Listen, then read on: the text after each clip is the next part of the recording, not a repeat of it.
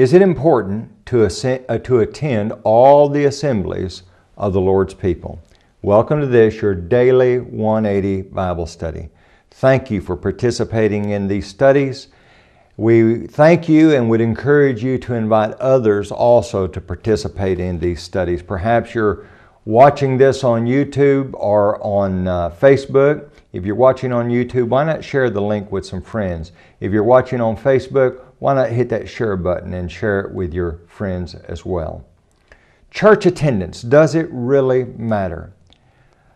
We looked at the idea yesterday that a careless attitude toward church attendance reveals a light attitude toward something that's very important.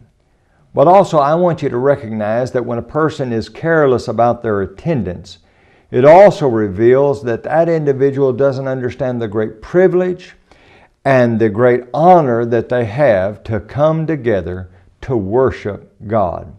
In 1 John chapter 3 and verse number 2, there we find these words, "Behold, what manner of love the Father has bestowed on us, that we should be called the children of God." What a blessing that we get to be His children, and His children should want to assemble together. There's a problem when family doesn't want to come together. Now you need to make sure you find a scriptural congregation that follows the scriptural plan of salvation and scriptural worship. But once you've done that, you need to be there every time the doors are open. In Acts chapter 20, it's rather interesting to me when we come to Acts chapter 20, Paul arrived in Troas on a Monday. He waited 7 days to assemble with the saints there, and on the first day of the week they partook of the Lord's Supper. Now I've heard people say that Paul waited so he could partake of the Lord's Supper. Paul waited so he could worship with the saints.